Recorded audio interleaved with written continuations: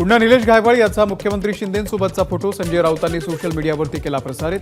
महाराष्ट्रामध्ये गुंडाराज, गुंड आणि दरोडेखोरांनी गुंडांसाठी चालवलेलं राज्य, हे महाशय कोण? राऊतांचा सरकारला सवाल। मी दररोज सरकारमधले नवे फोटो ट्विट करणार, दररोज गुंडगिरी समोर आणणार, खासदार संजय राऊत यांचा सरकारला इशारा।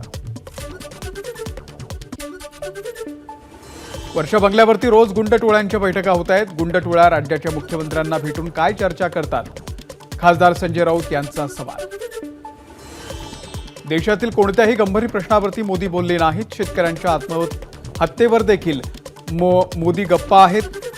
मोदींच्या भाषणामध्ये फक्त काँग्रेसवरती टीका, संजय राऊतांचा मोदींवर निशाणा। गुंड निलेश घायवळचा मंत्रालय परिसरातला रील व्हिडिओ व्हायरल। गुंडांना रील्ससाठी मंत्रालय खुलं केल्याबद्दल अभिनंदन। विरोधी पक्षनेते विजय वडेट्टीवार यांचा सरकारला खुचक टोला।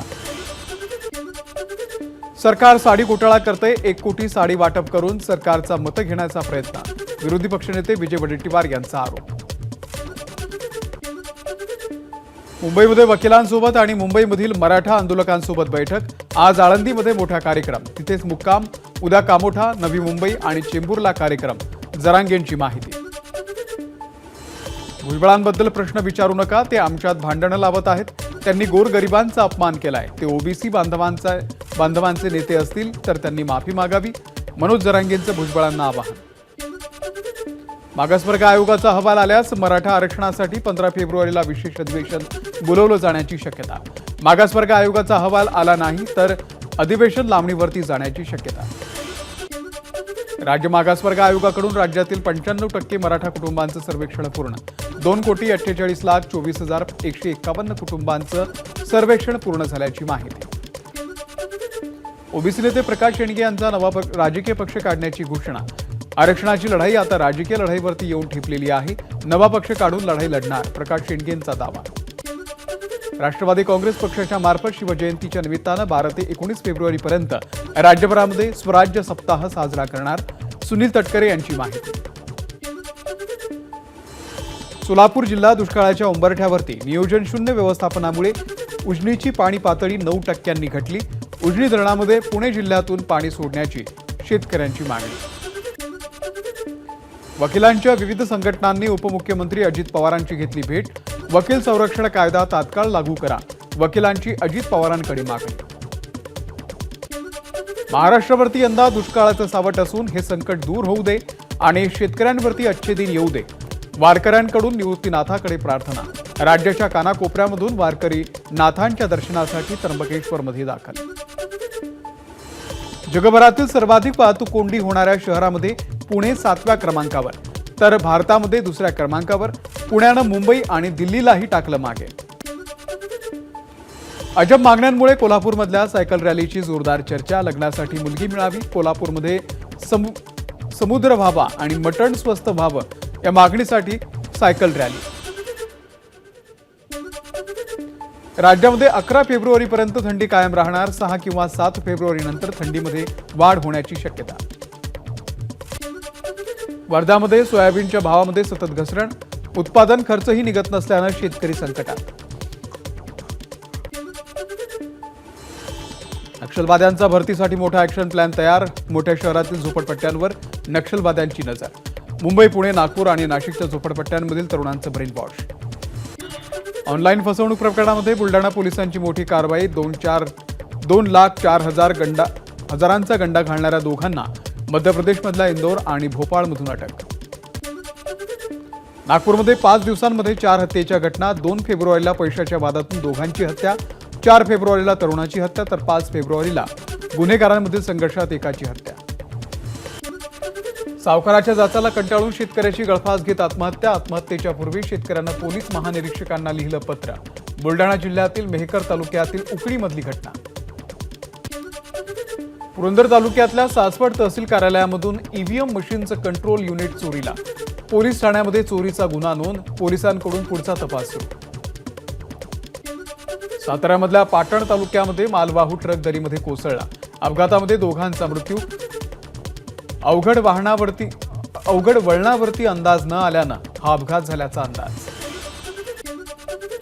हार्बर मार्गावरती काल मोठा अपघात टळला. पनवेलकडे जाणाऱ्या ट्रॅकवरती अज्ञात व्यक्तीनं ठेवला होता लोखंडी रॉड.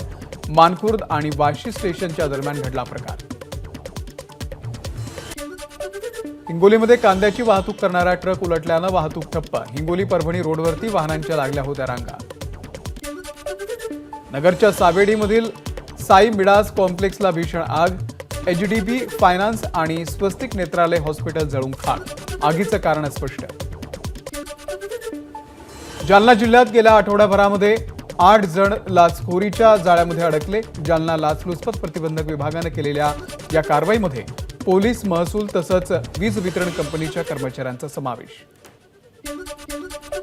ठाण्यामध्ये इंटरनॅशनल दर्जाचं पार्क सुरू होणार. कोलशेतच्या कल्पतरू पार्क सिटीमध्ये 20 एकर जागेमध्ये उभारलं उद्यान. उत्तराखंड सरकारनं विधानसभेमध्ये मांडलेल्या समान नागरिक कायदा विधेयकाचं विश्व हिंदू परिषदेकडून स्वागत. देशातील प्रत्येक राज्यानं समान नागरिक कायदा आणायला हवा. विश्व हिंदू परिषदेचं महाराष्ट्र आणि गोवा प्रांताचे क्षेत्र प्रमुख गोविंद शिंदे यांची मागणी. उत्तराखंड विधानसभेमध्ये मुख्यमंत्री पुष्करसिंह धामी यांनी मांडलं समान नागरिक कायदा विधेयक. कायदा मंजूर होण्याची शक्यता.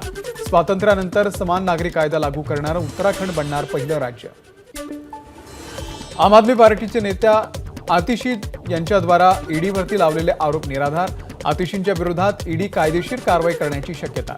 ईडीमधील सूत्रांची माहिती.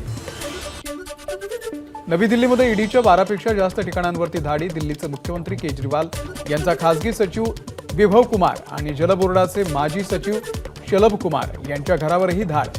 मनी लॉन्ड्रिंग प्रकरणामध्ये ईडीनं धाड घातल्याची माहिती. काँग्रेस पक्षानं आता नेतृत्व म्हणून गांधी नेहरू घराण्याच्या बाहेर विचार करण्याची गरज. माजी दिवंगत राष्ट्रपती प्रणव मुखर्जी यांच्या कन्या शर्मिष्ठा मुखर्जी यांचं मत.